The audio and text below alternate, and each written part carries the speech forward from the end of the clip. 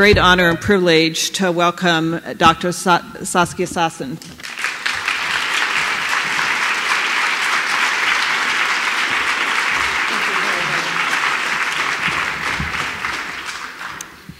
Well, it's an enormous pleasure, and I must say I can't get Santa Cecilia out of my head. I grew up in Latin America. I was ready to get up and dance. Now, I want to talk about a lot of invisible things. Women in so many different parts of the world and in so many different ways have made histories. They have made economies. But a lot of that gets lost in the way some very honest and well-meaning researchers all over the world try to study what happens with the economy.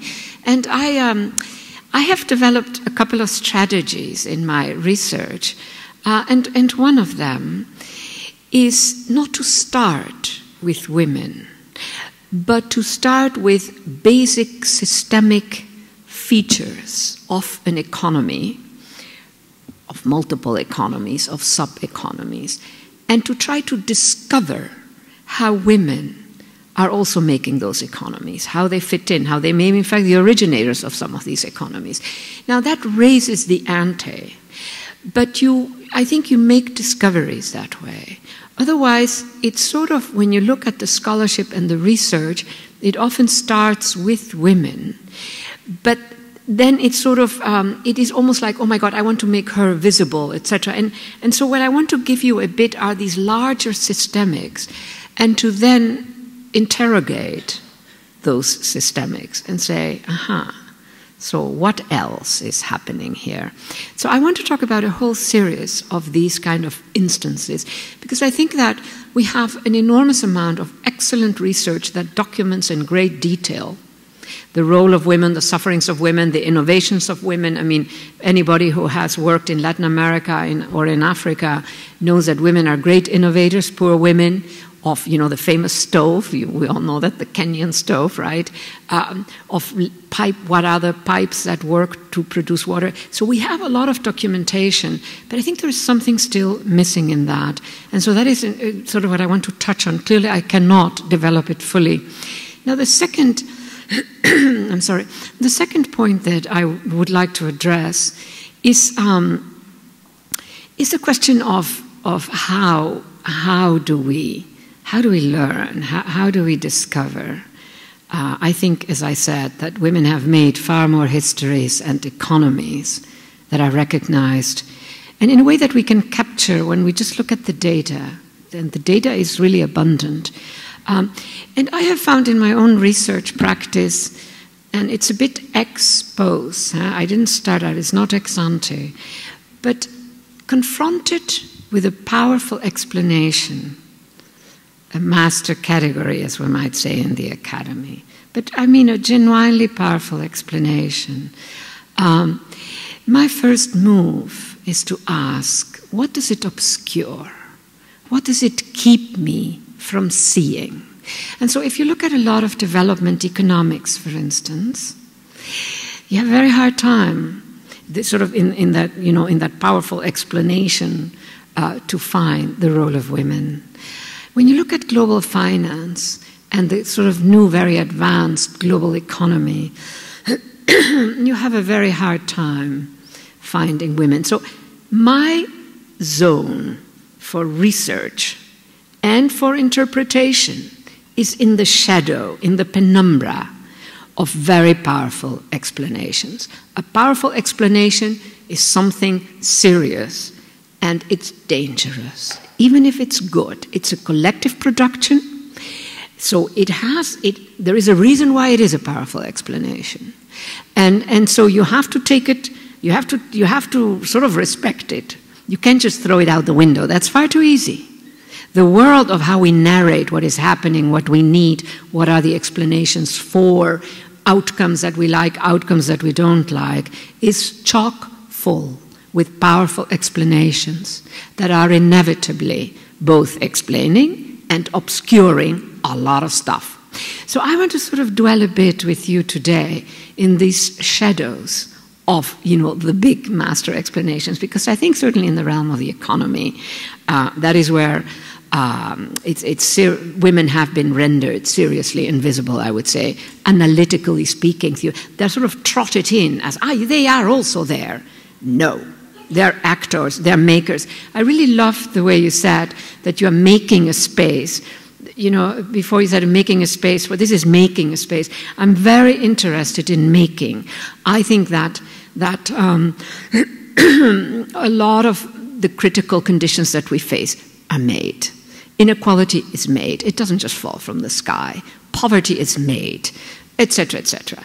Diseases, to a very large extent, we know, are made. Often they're made by poverty. They're made by, you know, whole and sort of conditions that come with it. Now, I as an academic, I inevitably have to confront the question of method. Method is a discipline.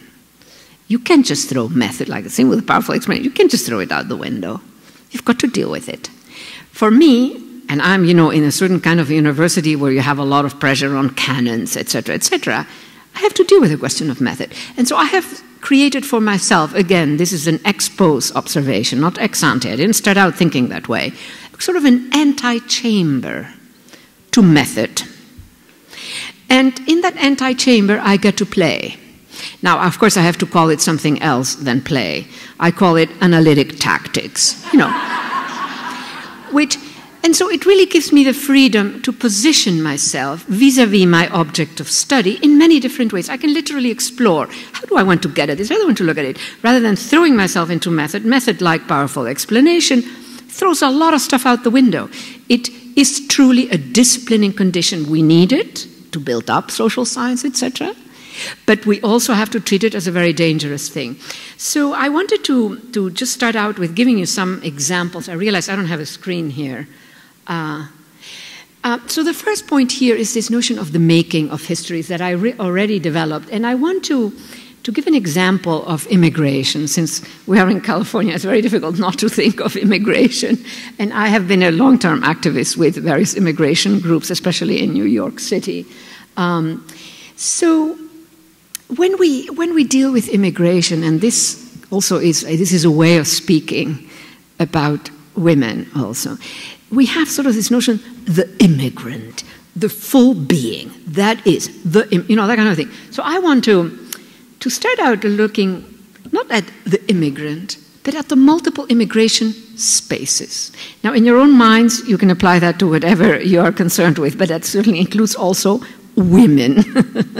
The multiple spaces within which a subject is generated, that is the immigrant, but looking at the spaces. Now, each of those is a different, you can see it, right? So each of them is produced differently. When you emphasize this, you're allowing the possibility that this subject that may start as a cleaning woman in the cleaning immigration space, sort of manual workers, can actually move to other spaces. Now, I should say that I arrived at this country as an illegal immigrant at 18, but I confess it was adventure, and it was a more benign time. My family was living in Rome, Italy, and it was terribly bourgeois conventional. It drove me crazy.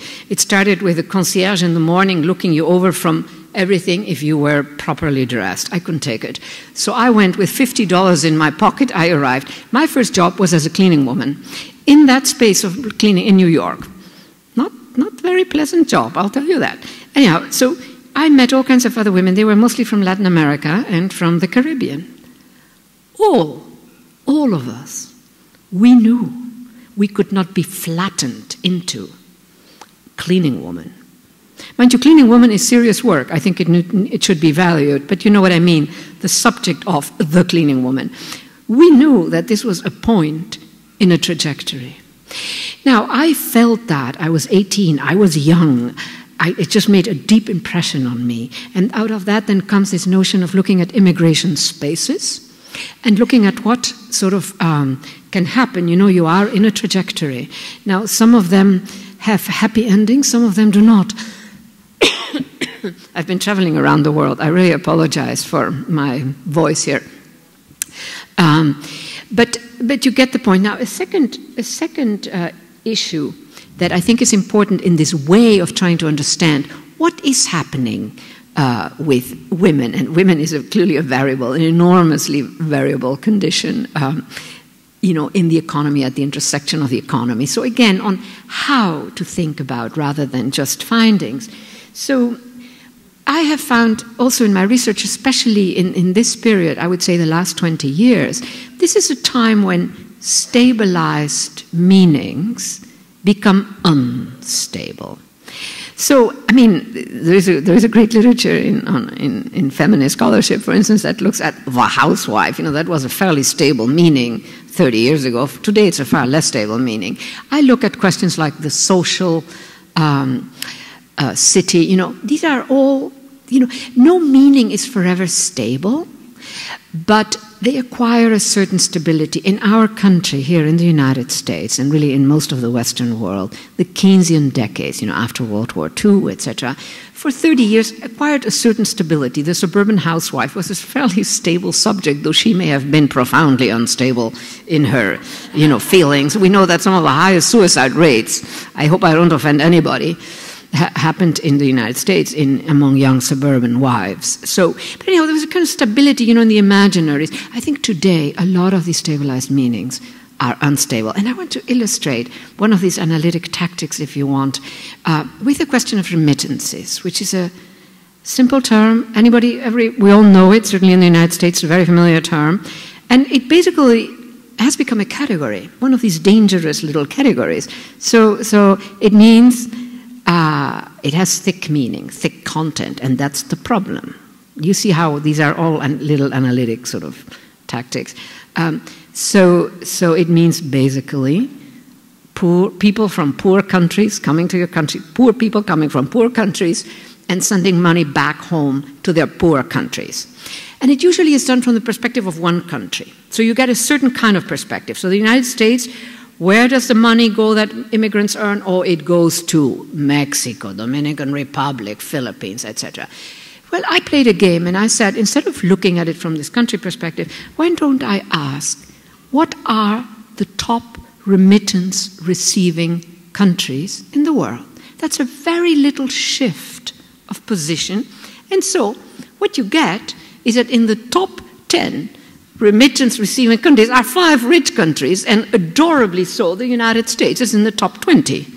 Now, I use this because we're all familiar with these subjects to illustrate how you can sort of shift, just with a little shift, you suddenly discover something. And in that sense, I'm always very interested in not starting with the gender question. But I always say, no matter where I start, including high finance, I stumble on the gendering. And it appears in many different ways.